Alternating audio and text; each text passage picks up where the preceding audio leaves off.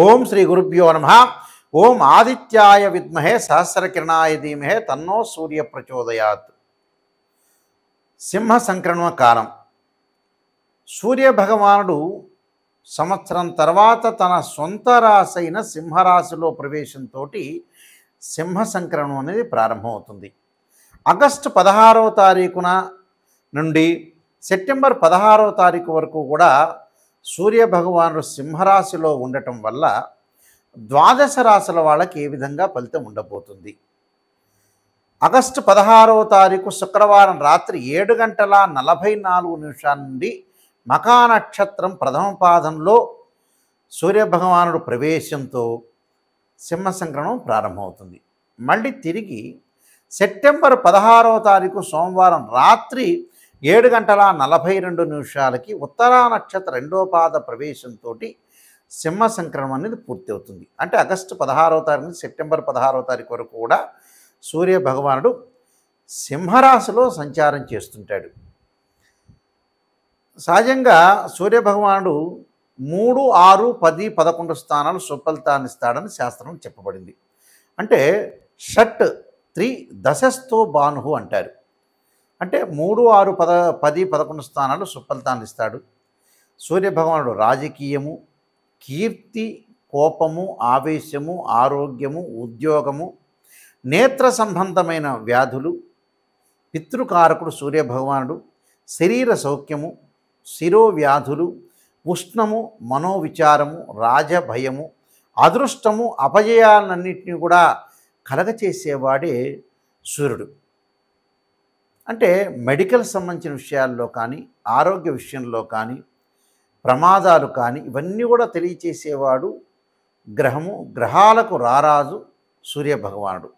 అంటే అదృష్టాన్ని తీసుకొచ్చే గ్రహం కూడా సూర్య భగవానుడే. అందువల్లే పాత రోజుల్లో మన అస్తాముద్రికం చూసేటప్పుడు సన్లైన్ ఉంది అని ఆలోచన చేస్తుంది. అంటే సూర్యరేఖ అదృష్టాన్ని ఇచ్చేవాడు ఎవరు అంటే సూర్యుడు. అంటే ఉద్యోగ భద్రత, నిరుద్యోగులకు ఉద్యోగాలు రావటం ఇవన్నీ కూడా మనకు సూర్య భగవానుడు వల్లనే అవుతుంది. ఈ సూర్య భగవానుడు అన్ని రాశులకు ఏ విధంగా ఉందో ఒక్కసారి మనం పరిశీలన చేద్దాం. ధనస్సు రాశి వాళ్ళకి భాగ్యంలో రవి యొక్క సంచారం వల్ల అపకీర్తి పాలు కాకుండా చూసుకోండి. అపకీర్తి పాలు కాకుండా ఎలా చూసుకోవాలి గురువు గారండి అనేవాళ్ళు కూడా వ్యక్తులు ఉంటారు. దానికి ఒకటే విషయం. మనం ఒక మనిషి యొక్క క్యారెక్టర్ని ఎప్పుడు అంచనా వేయాలి. క్యారెక్టర్ని అంచనా వేయాలి. కొంతమంది మనం అంచనా వేసిన తర్వాత కూడా కొన్ని సంవత్సరాల తర్వాత మారే వ్యక్తులు కూడా కొంతమంది ఉంటారు. అంటే 99% అంచనా వేయండి. అంచనా వేసిన తర్వాత వాళ్ళతో ఎక్కువగా తిరిగే ప్రయత్నం చేయొద్దండి.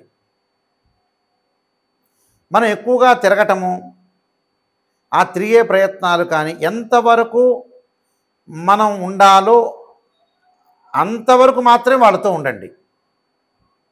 అలానే విపరీతంగా బంధాన్ని పెంచుకోవద్దండి. అంటే మనకి ఈ నెలలో గ్రహస్థితి బాగాలేదు, వాళ్ళతో తిరగటం వల్ల వివాదాలు వస్తాయంటే ఆపుకోండి. నెక్స్ట్ మంత్లో కలుస్తాను, పోస్ట్పోన్ చేయండి. అంతే సింపుల్. వృధా భ్రమణం, వృధాగా తిరగద్దండి. తరచూ ప్రయాణాలు చేస్తారు మీరు, చేయొద్దండి. ఈ సింహ సంక్రమణ కాలంలో డబ్బును ఎక్కువగా ఖర్చు పెట్టద్దండి. అలానే ఖర్చు పెట్టద్దని ప్రాణం మీదకి వచ్చినప్పుడు మంచి విషయాలు ఖర్చు పెట్టాలి. పిల్లల యొక్క చదువులకి, పిల్లల యొక్క పెళ్ళిళ్ళకి, పెళ్లి చూపులకి, ఇలాంటి వాటికి కొంత ఖర్చు పెట్టండి. కానీ ఖర్చు అనేది ఏమిటంటే ఒకటి కొంటే ఇంకోటి ఫ్రీ అని అనవసరంగా ఉన్న వస్తువులన్నీ కూడా కొనుక్కోవడం, లగ్జరీ ఐటమ్స్కి డబ్బులు ఖర్చు పెట్టదండి. ఆ లగ్జరీ ఐటమ్స్కి ఖర్చు పెట్టకుండా ఉండటం మంచిది. మనోవిచారం అంటే మనస్సు అంతా కూడా గందరగోళ పరిస్థితులు ఉంటాయి వీళ్ళకి. ఆ గందరగోళాన్ని తగ్గించుకోవడానికి భగవంతుడి యొక్క ప్రార్థన. ఆత్మీయుల నుండి కూడా కొంత ఎడబాటు జరగటం. అంటే మనకు ఆత్మీయులు కొంతమంది ఉంటారు. ఆత్మీయులు అంటే ఒక ఆత్మబంధువులు కావచ్చు, స్నేహితులు కావచ్చు, ఎవరైనా కావచ్చు. వాళ్ళ నుంచి కొద్దిగా వియోగం జరుగుతుంది. అంటే ఎడబాటుగా ఉంటారు వాళ్ళు. అంటే దూరం ఉండటం, లేకపోతే వాళ్ళు లేకపోవటం, ఇలాంటి సందర్భాలు జరుగుతుంటాయి. మనోవైకల్యం జరగకుండా మనోవిచారం అంటే సైకలాజికల్గా ఎప్పుడు కూడా మనం మనస్థిమితం అనేది చాలా ముఖ్యం. ప్రధానంగా మనస్థిమితం పడండి. ఎన్ని విషయాలు జరుగుతున్నా కూడా మనస్థిమితం ఉండాలి. దాన్ని మనం ఎలాగా ముందుకు తీసుకుని వెళ్ళాలి, ఏదైతే చెడు జరుగుతుందో ఆ చెడుని మనం తగ్గించుకుంటూ రావాలి. అంటే డిక్రీజ్ చేసుకుంటూ రావాలి. అలాంటి విషయాలే మీరు ప్రత్యేకంగా శ్రద్ధ పెట్టాలి. అకారణమైన కలహాలు, అకారణమైన వైరాలు జరగకుండా చూసుకోండి. ఊరికే మాట్లాడొద్దండి. ఊరికే మాట్లాడటం వల్ల కూడా చాలా అపశృతులు జరుగుతుంటాయి. జరగద్దండి. ధనపరమైన ఇబ్బందులు కలగకుండా చూసుకోండి. అంటే ధనపరంగా కొన్ని ఇబ్బందులు కలుగుతుంటాయి. మనం ఇచ్చిన చోట డబ్బులు ఇచ్చే వ్యక్తులు కొంతమంది ఉండరు. ఎవరికి డబ్బులు ఇవ్వాలో వాళ్ళకే ఇవ్వండి. ప్రతి వాళ్ళకి ఇవ్వటం కాదు కదా. అనుకున్న పనులలో ఆటంకాలు జరుగుతుంటాయి. ఆటంకం జరగగానే మనస్థిమితం కోల్పోవద్దండి. 1, 2 రోజులు ఆటంకాలు జరుగుతాయి. తర్వాత మళ్ళీ మంచి జరిగే అవకాశాలు ఒకటి ఉంటాయి. అలానే సంపద పెరుగుతూ ఉంటుంది వీళ్ళకి. అంటే వీళ్ళకి ఏదైతే ఉంటుందో ఆస్తులు బాగా పెరగటం. అంటే మనం ఏదో గతంలో కొన్ని ఆస్తులు ఉంటాయి కదా, ఆస్తులన్నీ కూడా పెరుగుతూ ఉంటుంది. స్నేహితుల యొక్క మద్దతు బాగుంటుంది, సపోర్ట్ ఉంటుంది వాళ్ళకి. పనిలో అధికారుల నుండి మద్దతు. మనం ఉద్యోగం చేస్తున్నా, వ్యాపారం చేస్తేనేమో కస్టమర్స్ యొక్క మద్దతు ఉంటుంది, క్లయింట్స్ యొక్క మద్దతు, పార్ట్నర్షిప్ యొక్క మద్దతు. ఉద్యోగపరంగా చేస్తున్నప్పుడు అధికారుల యొక్క మద్దతు, తోటి సహచరుల యొక్క మద్దతు, సపోర్టు. ఉద్యోగ వ్యాపారాల్లో కూడా బాగా అనుకూలంగా ఉంటుంది. అంటే ఇవన్నీ కూడా జరుగుతూ ఉంటాయి. అంటే ఉద్యోగ వ్యాపారాల్లో కూడా మంచి ఫలితాలు రావటం, ఆ ఫలితాలతో పాటు అనుకున్న పనులన్నీ కూడా నెరవేరటం, ఇష్టకామ్య సిద్ధి, ప్రతి పనిలో కూడా మనం విజయం సాధించడం అనేది ఒకటి ఉంటుంది. కానీ కలహాలు, అపకీర్తి, ధనపరంగా అతిగా ఖర్చు పెట్టడం అనేది మంచిది కాదు. అతిగా మాట్లాడటం కూడా వీళ్ళు మంచిది కాదు. ఎందుకంటే ఈ సంకరణం పుణ్యకాలంలో అతిగా కూడా మాట్లాడొద్దండి. అతిగా మాట్లాడితే కూడా కొంత వివాదాలు జరుగుతుంటాయి. తల్లి యొక్క ఆరోగ్యాన్ని, తండ్రి యొక్క ఆరోగ్యాన్ని కూడా సంరక్షించుకోండి. వాహనాల మీద వెళ్ళేటప్పుడు బహుజాగ్రత్తగా ఉండండి. ఆరోగ్యాన్ని కాపాడుకోండి. దీర్ఘకాలిక వ్యాధులు ఉన్న వాళ్ళు కూడా కొద్దిగా శ్రద్ధ పెట్టి ముందుకు వెళ్ళటం చాలా మంచిది. అంటే ఇవన్నీ కూడా నేను చెప్పినవన్నీ కూడా పాటించండి. ఆ పాటించడంతో పాటు నేను చెప్పిన పరిహారాలు చెయ్యండి. భగవంతుడి యొక్క మీకు అందరికి కూడా అనుగ్రహం ఉండాలని నేను ఆశిస్తున్నాను. ఈ రాశివారు ముఖ్యంగా ప్రధానంగా మనకి ఈ నెలలో 4 ఆదివారాలు వస్తాయి. సూర్యభగవానుడి యొక్క అనుగ్రహాన్ని మనం పొందాలంటే శ్రీ ఆదిత్య స్తోత్ర పారాయణం చేయాలి. అంటే ఆదిత్య హృదయ స్తోత్ర పారాయణం చేయటం చాలా మంచిది. ఇది మొదటి ఆదివారం రోజు చేయాలి. సూర్యుడు ఉదయించిన తర్వాతే చేయాలి. చాలామంది కూడా ప్రాతకాలం చేస్తూ ఉంటారు. అంటే బ్రాహ్మీ ముహూర్తంలో కానీ సాయంకాలం వేళ కానీ చేస్తుంటారు. అలా చేయకూడదు. ఆదిత్య హృదయ స్తోత్ర పారాయణాన్ని ఎప్పుడు కూడా సూర్యుడు ఉదయించిన తర్వాత, సూర్యుడు అప్పుడు లేలేత కిరణాలతో ఉంటాడు కాబట్టి సూర్యుడికి అర్ఘ్యం విడవటం కానీ, అలానే ఆదిత్య స్తోత్ర పారాయణం చేయడం చాలా మంచిది. ఈ రాశి వాళ్ళు మొట్టమొదటి వారంలో ఆదివారం రోజున ఈ స్తోత్ర పారాయణం చేయాలి. రెండో ఆదివారం చక్కగా ఏం చేయాలి అని అంటే సూర్య గాయత్రి మంత్రాన్ని చదువుకోవాలి.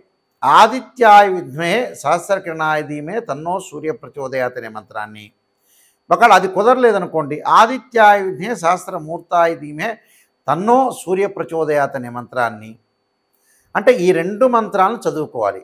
ఓం ప్రభాకరాయ విద్మే దివాకరాయ ధీమే తన్నో సూర్య ప్రచోదయాత్ అనే మంత్రాన్ని కానీ, ఓం దివాకరాయ విద్మే ప్రభాకరాయ ధీమే తన్నో సూర్య ప్రచోదయాత్ అనే మంత్రాన్ని చక్కగా చదువుకోవచ్చు. అంటే ఈ 4 మంత్రాల్లో 4 మంత్రాలు చదవచ్చు. లేకపోతే 4 మంత్రాలు ఒక మంత్రం అన్నా ఒక 21 టైమ్స్ కానీ, 27 కానీ, 54 కానీ, 108 కానీ చదువుకోవాలి. ఇది రెండో ఆదివారం సూర్యగాయత్రి మంత్రాన్ని చదువుకోవాలి. అంటే ప్రతిరోజు కూడా అర్ఘ్యం అయితే విడవాలి, ప్రతి ఆదివారం రోజున కూడా. మూడో ఆదివారం వచ్చేటప్పటికల్లా మనకి గోధుమ పిండి ఏదైతే బెల్లాన్ని కలిపి ప్రమిదలుగా తయారు చేయాలి. అంటే గోధుమ పిండి అయినా తయారు చేసుకోవచ్చు, లేదా గోధుమ పిండిలో బెల్లాన్ని కలిపి చక్కగా 2 ప్రమిదలు చేసి దానిలో ఆవు నెయ్యి వేసి ఒత్తులు వేసి దీపారాధన చేయాలి. దీపారాధన చేసి ఎక్కడ చేయాలి? గుళ్ళో అయినా దీపారాధన చేసుకోవచ్చు. అలా తయారు చేసి మన ఇంట్లో అయినా సరే సూర్యుడు ఉదయించిన తర్వాత అలా దీపారాధన చేయటం చాలా మంచిది. అంటే ఆవు నెయ్యితోనే దీపారాధన చేయాలి. చాలామంది కూడా మిగతా ఆయిల్స్ వాడుతున్నారు, కానీ ఆవు నెయ్యి కంటే కూడా శ్రేష్టమైనది ఎప్పుడూ కాదు నిజం చెప్పాలంటే. పురాతన కాలంలో సాంప్రదాయం అంతా కూడా నిజం చెప్పాలంటే, ఇప్పుడు రకరకాల నూనెలు వచ్చినాయి, కానీ ఆవు నెయ్యికున్న ప్రాధాన్యత, దాని యొక్క శ్రేష్టం అనేది ఏది ఉండదు. కాబట్టి ఆవు నెయ్యితో దీపారాధన చేయండి. 4వ ఆదివారం వచ్చేటప్పటికల్లా చక్కగా మీరు గోధుమల్ని దానం చేయండి ఒక బ్రాహ్మడికి. ఒకవేళ అది కుదరలేదనుకోండి, గోధుమలు నానబెట్టి ఆవుకు పెట్టండి. ఇది మీరు చేయాల్సింది విషయం. ఇంకా విశేషంగా మీరు చేయదలుచుకున్నారనుకోండి, గోధుమ రవ్వతోటి ఏదన్నా సరే ప్రసాదం చేసి ఒక దేవాలయంలో ప్రధాన అర్చకులకు ఇవ్వండి. ఇస్తే వారేం చేస్తారంటే చక్కగా అందరికీ కూడా గోధుమ రవ్వతో నైవేద్యాన్ని భక్తులందరికీ కూడా పంచే అవకాశాలు ఎక్కువగా ఉంటాయి. కాబట్టి వాళ్ళందరూ కూడా పంచుతారు కాబట్టి తప్పకుండా మీరు గోధుమ రవ్వతో శుచిగా శుభ్రంగా ఇంటిలో శుభ్రంగా స్నానం చేసి ప్రసాదాన్ని దానిలో జీడిపప్పు అలానే ద్రాక్ష అంటే కొంత సువాసనలు వెదజల్లేటట్టుగా చేసుకొని చక్కగా ప్రసాదాన్ని చేసుకొని చక్కగా ఒక ఇత్తడి గిన్నెలో చేసుకొని చక్కగా స్టీల్ గిన్నె కాకుండా చేసుకున్న తర్వాత అది దేవాలయంలోకి వెళ్ళి ఇవ్వండి. ప్రధాన అర్చకులు గారు ఉంటారు కదా, వారికి ఇచ్చేస్తే వారు నైవేద్యం పెడతారు. అది వెంకటేశ్వర స్వామి దేవాలయంలో అయినా, శివాలయంలో అయినా, ఆంజనేయ స్వామి దేవాలయం ఎక్కడైనా సరే, అమ్మవారి టెంపుల్లో అయినా సరే, గణపతి దేవాలయంలో అయినా సరే, ఇలా పెట్టిన తర్వాత వాళ్ళు ఏదైతే ధూపదీప నైవేద్యాలు చేసేటప్పుడు చక్కగా ప్రసాదం పెట్టిన తర్వాత అక్కడ ఆయన హారతి ఇచ్చిన తర్వాత ఆ ప్రసాదాన్ని అందరికి కూడా వితరణ చేస్తుంటారు, అందరికి కూడా పంచిపెడుతుంటారు. దానివల్ల కూడా మనకి ఏదైతే కష్ట నష్టాలు కానీ, ఆరోగ్యపరంగా కానీ, ఉద్యోగ భద్రత కానీ, ఉద్యోగం కానీ, అపజయాలు కానీ, నిరుద్యోగులు కరెక్ట్గా ఆశించినంత ఉద్యోగాలు రాకపోవటం, శత్రువుల వల్ల భయము, సమస్త దోషాలు సర్వకార్య సిద్ధి జరగాలంటే, ఇష్టకామ్య సిద్ధి అంతా కూడా జరగాలంటే సూర్యభగవానుడి యొక్క అనుగ్రహం అనేది ఉండాలి.